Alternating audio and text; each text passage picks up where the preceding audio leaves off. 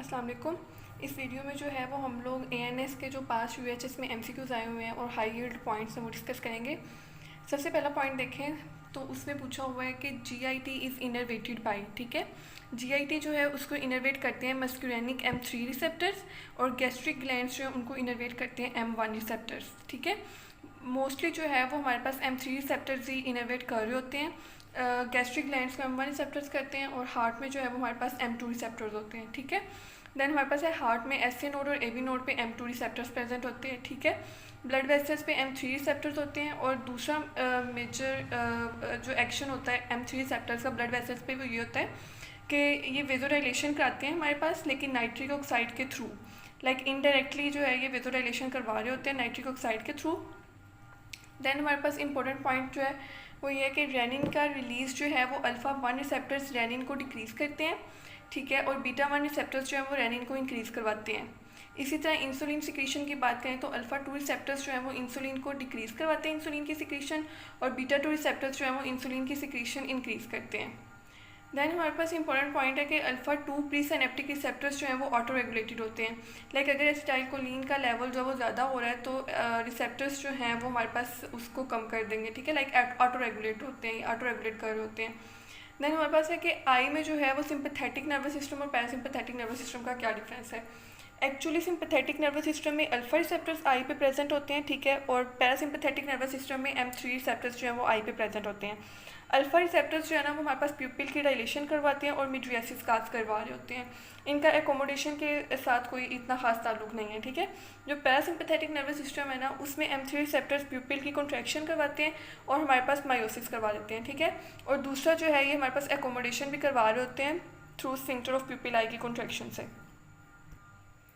Next हमारे पास है कोलिनोमाइमेटिक की कॉन्ट्रा इंडिकेशंस, मोस्ट इंपॉर्टेंट है, ठीक है, बार बार वाइवा में भी पूछा जाता है और एमसीक्यूज भी आ सकता है कि कौन कौन सी कंडीशंस है जिनमें हमारे पास कोलिनोमाइमेटिक कॉन्ट्रा इंडिकेट कर रहे होते हैं। उसमें सबसे पहले जो है ना वो एस्थमा है।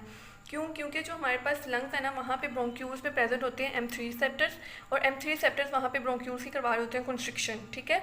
तो हमारे पास क्या हो जाएगा कि कोलिनोमाइमेटिक अगर देंगे तो हमारे पास ब्रोंको कंस्ट्रिक्शन करवाएंगे और एस्थमा में जो पहले ही ब्रोंको कंस्ट्रिक्शन होती है तो ब्रोंको कंस्ट्रिक्शन सीवियर हो जाएगी, ठीक है।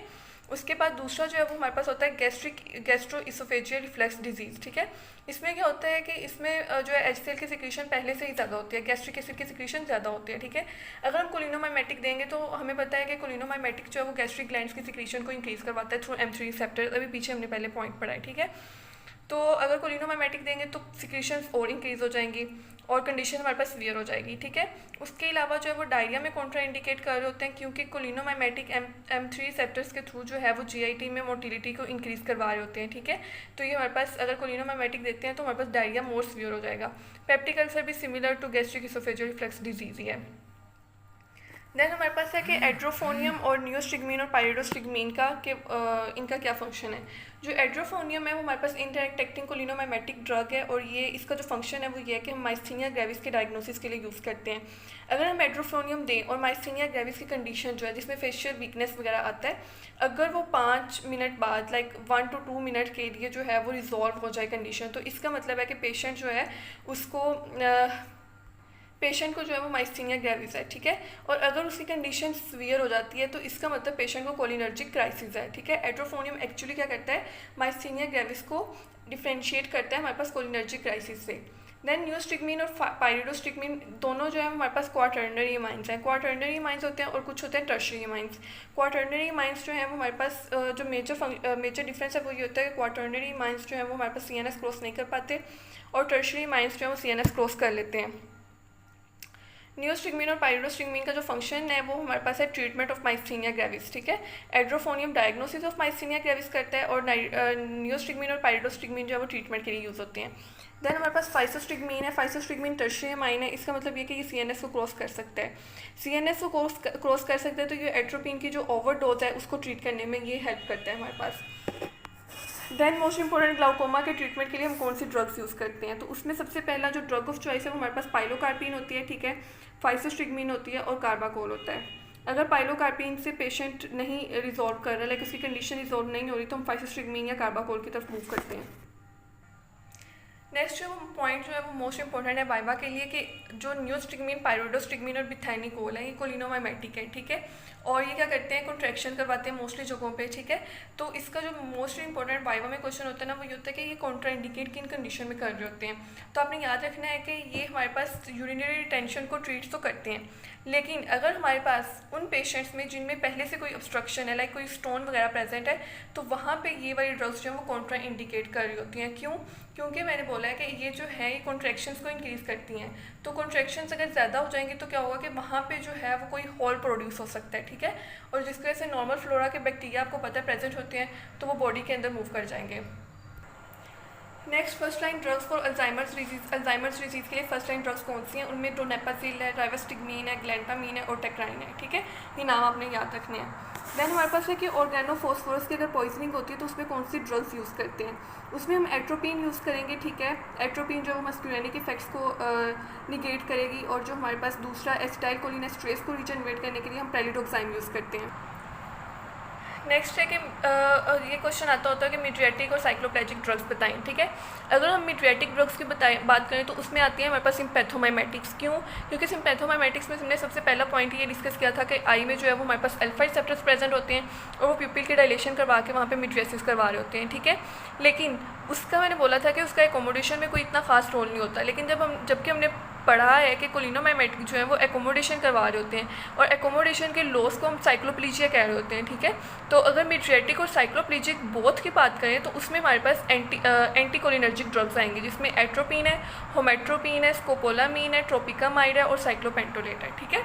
देन है हमारे पास contraindications of anticholinergic drugs. Anticholinergic की कॉन्ट्रा इंडिकेशंस क्या है? उसमें हाइपरथर्मिया है, ग्लाउकोमा है और बिनाइन प्रोस्टेटिक हाइपरप्लेजिया है, ठीक है।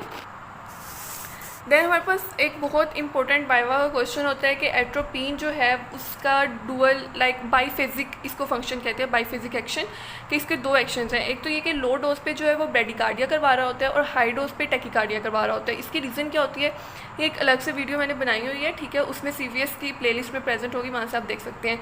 यहाँ पे आपने इतना याद रखना है कि लो डोज पे ब्रेडिकार्डिया करवाता है, कैसे करवाता है? M1 रिसेप्टर्स को ब्लॉक करता है, ठीक है। और M1 रिसेप्टर्स जो है वो ऑटो रेगुलेटेड होते हैं। उसके अलावा हाई डोज पे टैकीकार्डिया करवाता है, कैसे करवाता है? M2 रिसेप्टर्स को ब्लॉक करके। नेक्स्ट हमारे पास मोस्ट इंपॉर्टेंट है कि एनाफाइलेक्टिक शॉक में ड्रग ऑफ चॉइस क्या है? एपिनेफ्रीन है, ठीक है। इसकी भी अलग वीडियो है, ANS फार्माकोलॉजी की प्लेस लिस्ट में ही है। पास्ट पेपर का बहुत इंपॉर्टेंट क्वेश्चन होता है कि एनाफाइलेक्टिक शॉक में हमारे पास ड्रग ऑफ चॉइस एपिनेफ्रीन क्यों है, ठीक है।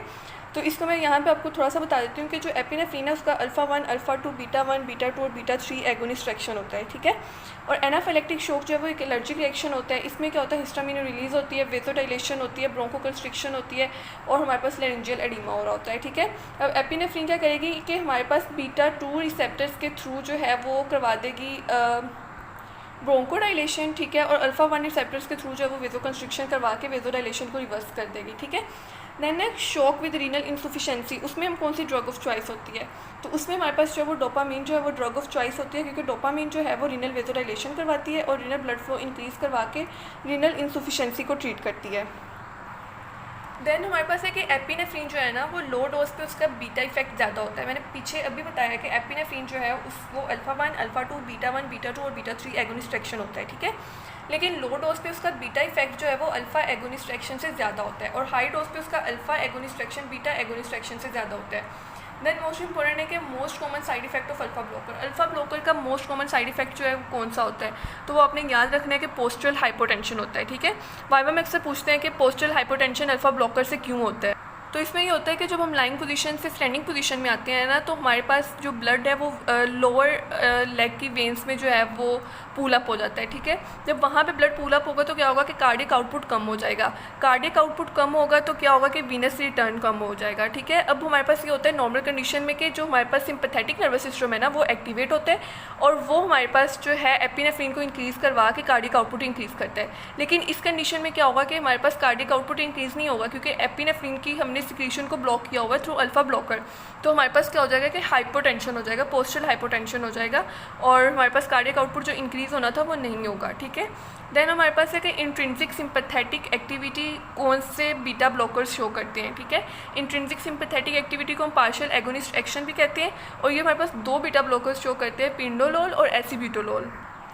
नेक्स्ट जो है वो बहुत इंपॉर्टेंट क्वेश्चन है कि हाइपरटेंशन और बीपीएच, एक पेशेंट को हाइपरटेंशन है उसके साथ साथ उसे बिनाइन प्रोस्टेटिक हाइपरप्लेजिया है, तो हमारे पास कौन सी ड्रग जो है वो ड्रग ऑफ चॉइस होगी। तो उसमें हम अल्फ़ा 1 ब्लॉकर्स देते हैं, ठीक है। वो क्या करते हैं कि जो alpha 1 blockers, alpha 1 receptors present होते हैं हमारे पास प्रोस्टेटिक स्मूथ मसल पे, और वहाँ पे वो कॉन्ट्रैक्शन करवा रहे होते हैं, ठीक है।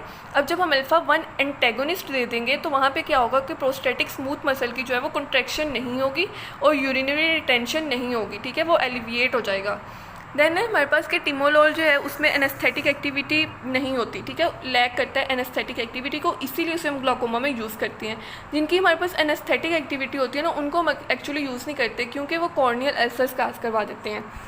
देन हमारे पास है लास्ट पॉइंट कि CNS एक्टिंग बीटा ब्लॉकर्स कौन से होते हैं। उसमें आपने नाम याद रखने हैं, पिंडोलोल, प्रोप्रेनोलोल, टिमोलोल, मेटोप्रोलोल और कार्वेडिलोल।